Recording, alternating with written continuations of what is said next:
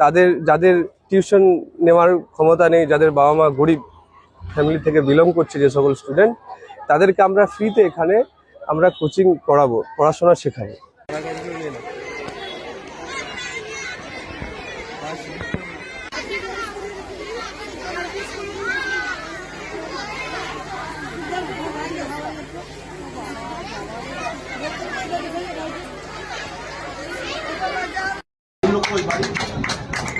পারবে তুমি নিতে মন মন ধরে দাও বাইরে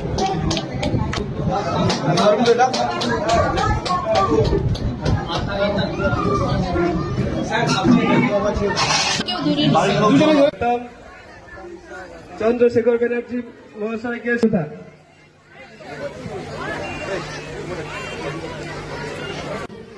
আজকে থেকে শুরু হচ্ছে। আজকে সুইপকোতে আছে আমার এখনই এই আপনাদের প্রোগ্রামের পর সুইপকোতে যাব, সেখানে জনতার দরবার আছে 5 নম্বর ওয়ার্ডে। আমি প্রতিটা ওয়ার্ড ধরে ধরে করব আর মানুষের সাথে সরাসরি গিয়ে সাক্ষাৎ করব। আপনাদের যা অসুবিধা সুবিধা থাকবে, অনেকে এখনো অন্নপূর্ণার ভান্ডার পাননি, তাদের আমি তালিকা নেব, আমাদের তালিকায় যুক্ত করার চেষ্টা করার জন্য যে কাজ সেই কাজ করব।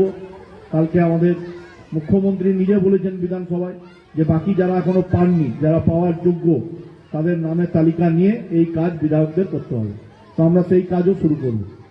আমরা প্রতিটা স্তরে মানুষের সাথে যুক্ত হতে চাই, কাজ করতে চাই, কারণ আমাদের সরকার হচ্ছে মানুষের পাশে।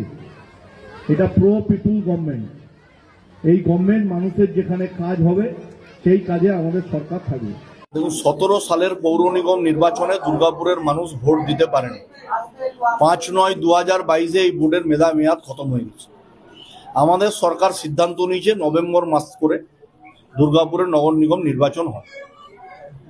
আমাদের রাষ্ট্রীয় নেতা অখিল ভারতীয় স্তরে সুনীল বনসলজি কাল আমাদের মিটিং নেবেন, এবং তার আগে থেকে আজ থেকেই আমরা এতদিন আমরা 3টে অফিসে বসে জনতার দরবার করতাম। 31 নম্বর বিদ্যাসাগর কার্যালয়, বিধাননগরে বিধায়ক কার্যালয়, এবং আমার নিজের রেসিডেন্সের নিচে যে অফিস আছে সেই অফিস থেকে করতাম। এরপর আজ থেকে আমরা চালু করেছি ওয়ার্ডে ওয়ার্ডে হচ্ছে আপনার জনতার দরবার করা, মানুষের সমস্যা শোনা, সমস্যা নিরসনের চেষ্টা করা। আজ 5 নম্বর ওয়ার্ডে সেপকোতে আছে। এরপর কাল থেকে আমরা আমাদের বিধানসভার নেতৃত্বের সাথে বসে ওয়ার্ড ঠিক করে সেই ওয়ার্ডে গিয়ে সেখানে আমরা জনতার দরবার করব, মানুষের সমস্যা শুনব। বিধানসভা না চলাকালীন যখন চলে তখন অ্যাসেম্বলি করতে হয়। আপনারা দেখেছেন অ্যাসেম্বলিতে দুর্গাপুরের যেগুলো প্রভূত সমস্যা, সেটা হচ্ছে ইন্ডাস্ট্রিয়ালাইজেশন করতে হবে, তার সপক্ষে এমএমসি, বিওজিএল, ফার্টিলাইজার, যেসব দুর্গাপুর কেমিক্যালসকে সামনে রেখে দৃষ্টি আকর্ষণীয় প্রস্তাবে বিধানসভায় এগুলো উত্থাপন করেছে। গতকালও আমাদের এখানে কুনুর ব্রিজ, যা হচ্ছে জেমুয়ার সাথে আকন্দাড়ার সংযোগ আছে, সেই ব্রিজ জলের তোড়ে ভেঙে যায়। আমরা সেটাও দৃষ্টি আকর্ষণীয় প্রস্তাবে বিধানসভায় তুলে দেব। সুমিতা ঘোষ মহাশয়কে ডাকছি, বাদিকে আসো।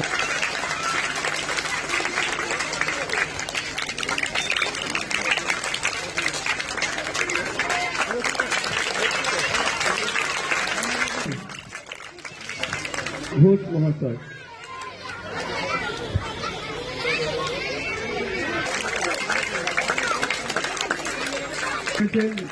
দেখুন, আমরা দুর্গাপুর পূর্ব 1 নম্বর মণ্ডলের অন্তর্গত 7 নম্বর ওয়ার্ড। আমাদের যে স্বপ্ন ছিল যে আমাদের যদি এই পশ্চিমবাংলায় একটি রাষ্ট্রবাদী দল সরকারের প্রতিষ্ঠিত হয়, তাহলে আমরা প্রত্যেকটি ওয়ার্ডেই একটি করে পিছিয়ে পড়া মানুষদের জন্য, যারা যে সকল বাচ্চারা এসএসকে অর্থাৎ শিশু শিক্ষা কেন্দ্রতে পড়ে, যাদের টিউশন নেওয়ার ক্ষমতা নেই, যাদের বাবা মা গরিব ফ্যামিলি থেকে বিলং করছে, যে সকল স্টুডেন্ট, তাদেরকে আমরা ফ্রিতে এখানে আমরা কোচিং করাবো, পড়াশোনা শেখাবো। এবং তার সাথে সাথে এই অঞ্চলের যারা অসুস্থ আছেন বা যারা শারীরিকভাবে ফিট থাকতে চাইছেন, তাদের জন্য যোগা শিবিরেরও আয়োজন করেছে।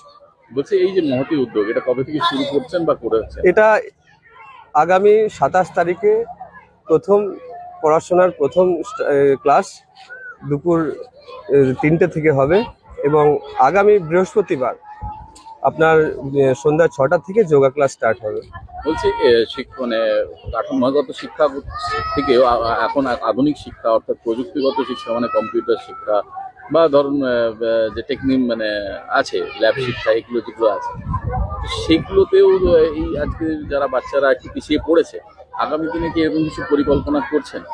অবশ্যই শুরু যখন ছোট জিনিস দিয়ে হয়, একটা যেরকম চারা গাছকে ছোট অবস্থায় লাগানো হয়, সেই চারা গাছ পরবর্তীকালে অনেক বড় হয় এবং তার সেই গাছ থেকে ফল মানুষজন খায়। সেরকমই এটা সবে মাত্র চারা গাছের স্টেজে রয়েছে। এটা যখন বড় হবে, এর আরো শাখা প্রশাখা হবে, সেখানে বিভিন্ন রকমের প্রযুক্তিগত শিক্ষা যেরকম রয়েছে সেগুলো এখান থেকেই দেওয়া হবে। আপনার নাম?